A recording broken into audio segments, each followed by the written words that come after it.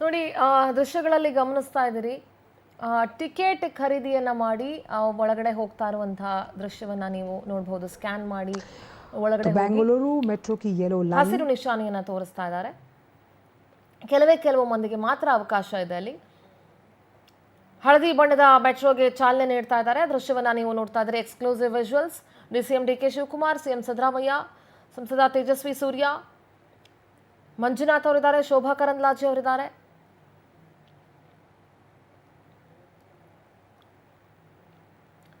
ವಿವರಿಸ್ತಾ ಇದ್ದಾರೆ ಎಲ್ಲವನ್ನು ಕೂಡ. ಮೋದಿ ಅವರಿಗೆ ಒಂದಷ್ಟು ಎಕ್ಸ್ಪ್ಲನೇಷನ್ ಅನ್ನ ನೀಡಲಾಗ್ತಾ ಇದೆ.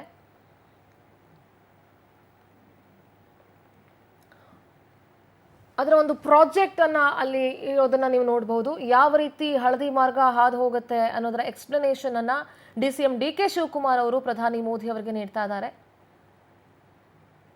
ಏನೆಲ್ಲ ಟೆಕ್ನಾಲಜಿಯನ್ನು ಬಳಸಲಾಗಿದೆ ಅದೆಲ್ಲದರ ವಿವರಣೆಯನ್ನ ಕೊಡಲಾಗ್ತಾ ಇದೆ. ಇಲ್ಲೂ ಕೂಡ ಹಸಿರು ನಿಶಾನೆಯನ್ನ ತೋರಿಸೋದ್ರ ಮುಖೇನ ಹಳದಿ ಮಾರ್ಗದ ಮೆಟ್ರೋ ಲೈನ್ಗೆ ಚಾಲನೆಯನ್ನ ಕೊಡ್ತಾ ಇದ್ದಾರೆ. ರಾಗಿಗುಡ್ಡ ಮೆಟ್ರೋ ನಿಲ್ದಾಣದಿಂದ ನೇರ ದೃಶ್ಯಾವಳಿಗಳನ್ನು ಗಮನಿಸ್ತಾ ಇದ್ದೀರಿ. ಸಂಸದ ತೇಜಸ್ವಿ ಸೂರ್ಯ, ಕೇಂದ್ರ ಸಚಿವೆ ಶೋಭಾ ಕರಂದ್ಲಾಜೆ, ಸಂಸದರಾದಂತಹ Manjunath, DCM DK Shivakumar, CM Siddaramaiah, ರಾಜ್ಯಪಾಲರು ತಾವರ್ ಚಂದ್ ಗೆಹ್ಲೋಟ್ ಅವರು ಎಲ್ಲರೂ ಕೂಡ ಸಾಥ್ ನೀಡ್ತಾ ಇದ್ದಾರೆ ಪ್ರಧಾನಿ ಮೋದಿ ಅವರಿಗೆ. ಇದು ಹೇಗೆ ಹಾದು ಹೋಗುತ್ತೆ, ಏನು ಎತ್ತ ಅನ್ನೋದರ ವಿವರಣೆಯನ್ನ ಡಿಸಿಎಂ ಡಿಕೆ ಶಿವಕುಮಾರ್, ಬೆಂಗಳೂರಿನ ಉಸ್ತುವಾರಿ ಸಚಿವರು ಕೂಡ ಹೌದು, ಮೋದಿ ಅವರಿಗೆ ವಿವರಿಸ್ತಾ ಇದ್ದಾರೆ.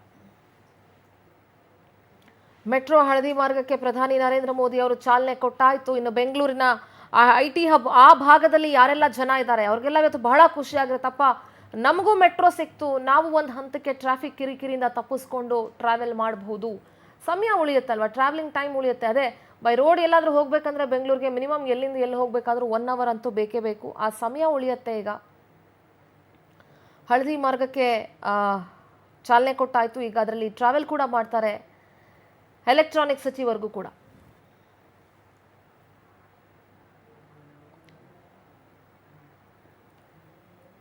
ನೋಡಿ, ನಮ್ಮ ಮೆಟ್ರೋದಲ್ಲಿ ರಾಗಿಗುಡ್ಡ ಸ್ಟೇಷನ್ ಇಂದ ಎಲೆಕ್ಟ್ರಾನಿಕ್ ಸಿಟಿ ಸ್ಟೇಷನ್ಗೆ ಟ್ರಾವೆಲ್ ಮಾಡ್ತಾ ಇದ್ದಾರೆ ಅನ್ನುವಂತಹ ಮಾಹಿತಿ ಸಿಗ್ತಾ ಇದೆ. ರಾಗಿಗುಡ್ಡ ಟು ಎಲೆಕ್ಟ್ರಾನಿಕ್ ಸಿಟಿ ನಿಲ್ದಾಣಕ್ಕೆ ಪ್ರಯಾಣಿಸ್ತಾ ಇದ್ದಾರೆ. ರಾಗಿಗುಡ್ಡ ಟು ಬೊಮ್ಮಸಂದ್ರವನ್ನ ಸಂಪರ್ಕಿಸುವಂತ ಹಳದಿ ಮಾರ್ಗಕ್ಕೆ ಈಗ ಚಾಲನೆಯನ್ನ ಕೊಟ್ಟು ಅದೇ ಮೆಟ್ರೋದಲ್ಲಿ ಈಗ ಟ್ರಾವೆಲ್ ಕೂಡ ಮಾಡ್ತಾ ಇದ್ದಾರೆ. ಅವರಿಗೆ CM Siddaramaiah, DCM DK Shivakumar, ಕೇಂದ್ರ ಸಚಿವೆ ಶೋಭಾ ಕರಂದ್ಲಾಜೆ, ಸಂಸದ ತೇಜಸ್ವಿ ಸೂರ್ಯ, ಮಂಜುನಾಥ್ ಎಲ್ಲರೂ ಕೂಡ ಸಾಥ್ ನೀಡ್ತಾ ಇದ್ದಾರೆ. ತಾವರ್ ಚಂದ್ ಗೆಹ್ಲೋಟ್ ಅವರು ರಾಜ್ಯಪಾಲರು ಕೂಡ ಇದ್ದಾರೆ. ಅವರು ಎಲ್ಲರೂ ಕೂಡ ಮೋದಿಯವರ ಒಟ್ಟಿಗೆ ಪ್ರಯಾಣಿಸ್ತಾ ಇದ್ದಾರೆ ರಾಗಿಗುಡ್ಡ ಟು ಎಲೆಕ್ಟ್ರಾನಿಕ್ ಸಿಟಿ ಸ್ಟೇಷನ್ಗೆ.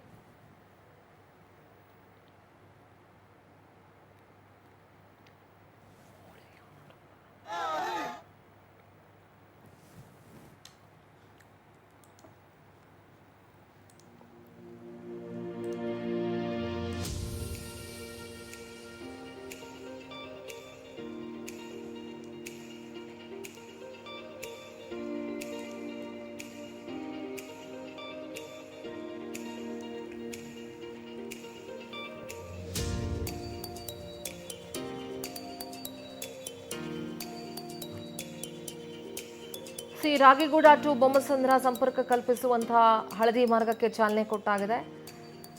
ಈಗ ಅದೇ ಮೆಟ್ರೋದಲ್ಲಿ ಟ್ರಾವೆಲ್ ಮಾಡ್ತಾ ಇದ್ದಾರೆ ಎಲೆಕ್ಟ್ರಾನಿಕ್ ಸಿಟಿಗೆ ರಾಗಿಗುಡ್ಡದಿಂದ. ತದನಂತರ ಎಲೆಕ್ಟ್ರಾನಿಕ್ ಸಿಟಿಯ IIT ಆಡಿಟೋರಿಯಂನಲ್ಲಿ ಸಭಾ ಕಾರ್ಯಕ್ರಮ ಇರುತ್ತೆ.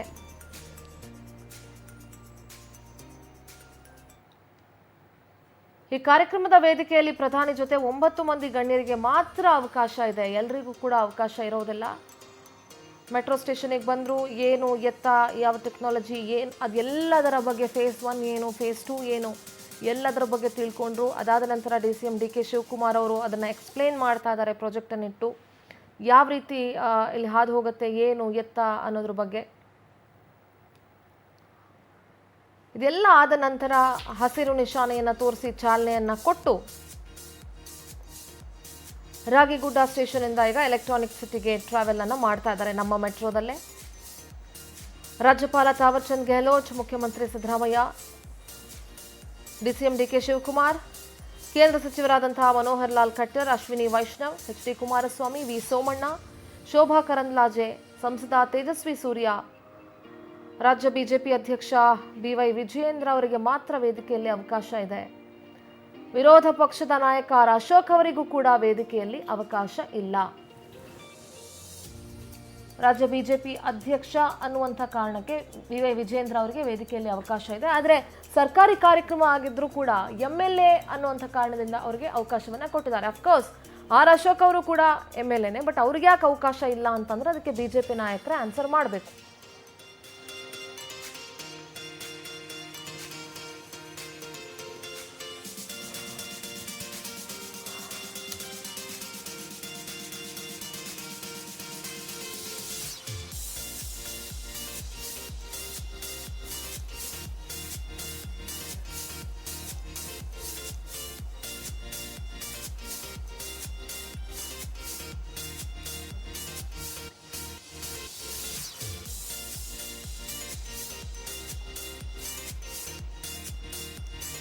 ನೋಡಿ, ಮೆಟ್ರೋದಲ್ಲಿ 8 ಮಂದಿ ಮಕ್ಕಳು ಮತ್ತು ಗಣ್ಯರ ಜೊತೆಗೆ ಮೋದಿ ಪ್ರಯಾಣಿಸ್ತಾ ಇದ್ದಾರೆ. ರಾಗಿಗುಡ್ಡ ಟು ಬೊಮ್ಮಸಂದ್ರ ಮೆಟ್ರೋ ನಿಲ್ದಾಣಕ್ಕೆ ಮೋದಿ ಪ್ರಯಾಣವನ್ನ ಬೆಳೆಸ್ತಾ ಇದ್ದಾರೆ.